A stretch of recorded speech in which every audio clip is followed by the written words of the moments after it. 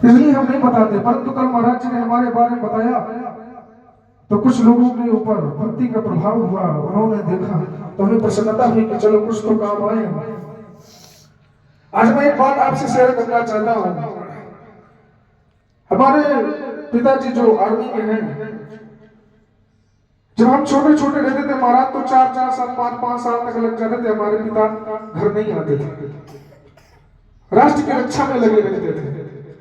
हम भी चाहते थे कि हमारे माता पिता सब साथ में रहे, हमें लालन पालन करें, परंतु ऐसा नहीं हुआ। हमें वो पिता का वो प्रेम नहीं मिला।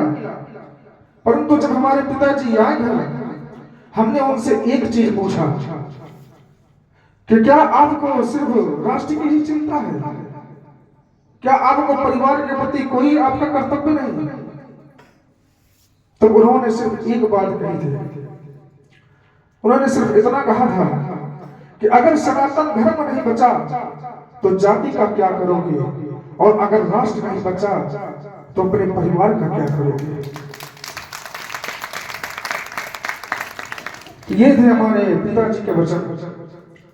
और ये जो मैं आज भक्ति सब कुछ त्याग कर जब यहाँ पर वृंदावन आया, सब कुछ छोड़कर भगवान के चरणों में, तो उन्होंने मुझे एक चीज कहकर बोला था कि इंसान देखो चाहता है कि अपने परिवार के लिए कुछ करे, है ना, अपने बच्चों को पाले, अपने पत्नी को देखे, अपने माता पिता की सेवा करे।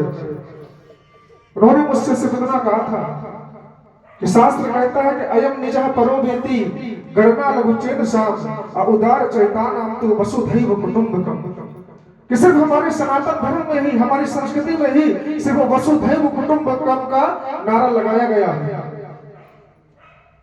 ये अपना है, ये पराया है, इस प्रकार की गणना अजब मजहबों में किया जाता है, परंतु ये सारा संसार ही हमारे परिवार के समान है। ये वसुधैव कुटुंबकम का इतिहास का परिभाषा है। उन्होंने मुझसे कहा कि तुम कुछ करना, ये ना करना, परंतु अपने धर्म के प्रति, अपने मातृभूमि के प्रति, अपने सनातन के प्रति बलिदान देने के लिए आगे तत्पर रहना। उन्होंने ये बात कही कि न यत्र देशो धृति कामनास्ते न मातृभूमि हित चिंतनम च न राष्ट्र रक्षा बलिदान भावा श्मशान तुल्यम नर जीवनंतर। कि जो मनुष्य अपने सनातन के प्रति, अपने मातृभूमि के प्रति, अपने भारत माँ के लिए हित में चिंतन नहीं करता है, उनके मन के लिए कामना नहीं करता है, और उनके लिए अपने जान के प्राणी बलिदान देने के लिए आगे तत्पर नहीं होता है, तो श्मशान तुल्यम, ऐसे मनुष्यों का जीवन श्मशान के मुर्दे के समान माना जाता है। तो ये सब चीजें जब मैंने अपने पिताजी से सीखा, तो बचपन से ही जब मैं 12 वर्ष का था तब गुरुकुल चला गया। महाराज 12 वर्ष में हम लोग सब लोग होते हैं ना, छोटे छोटे बच्चे होते हैं तो खिलौनों के लिए रोते हैं, है ना। 12 साल का था मैं, 1 साल घर नहीं गए, गुरुकुल में पढ़ा रहा, कोई पूछने तक नहीं आया कि जिंदा है क्या हुआ। 4 बजे हमें जगाया जाता था, ये वेद की पुस्तकें मोटे मोटे दी जाती थी कि चलो पढ़ो। हम मंदाकिनी मैया में, चित्रकूट में मंदाकिनी मैया के पास जाकर वहां पर पढ़ते थे। तो हमें पता है कि अपना धर्म कैसे बचाना है। तो क्या सिर्फ एक लोगों की वजह से ही धर्म बचेगा? क्या नहीं बचेगा ना।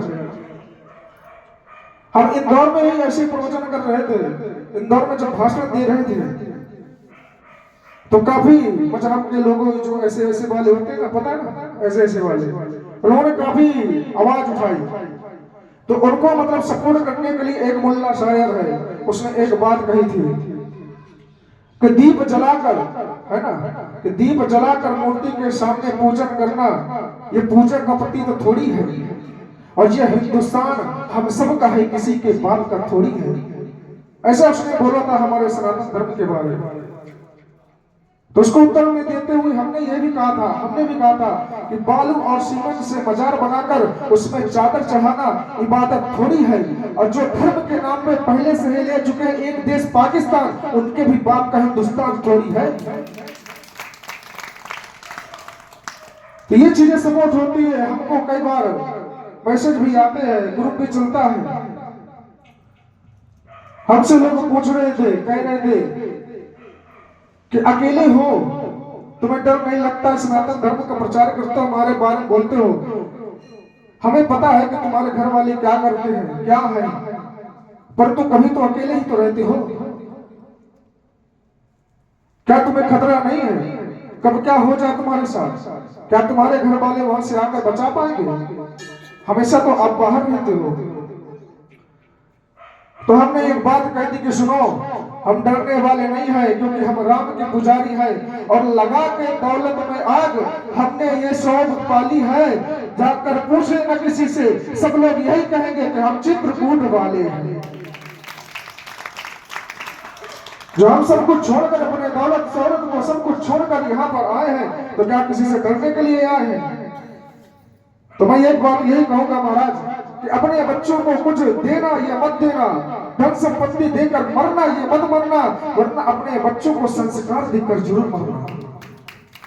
अपने बच्चों को बताना कि सनातन धर्म क्या है, ये कृष्ण क्या है, ये राम क्या है, ताकि वो जाकर वृद्धावस्था में आपकी सेवा कर सके, अपने धर्म को बचा सके, अपनी माँ बेटियों को, बहनों को बचा सके। तो इसी के चलते हैं आज की कथा में, काफी समय हो गया, ले लिया, उसके लिए क्षमा चाहता हूँ। तो इसी के चलते महाराज जी के चरणों में, तो महाराज जी हमें आज विश्राम दिवस की कथा में सम्मिलित करें और हमको ये कथा श्रवण करके हमारे जीवन को धन्य बनाए। तो कुछ भक्तों ने यहाँ पर राशि प्रदान की है, उनके नाम देख लिए, सुन लिए।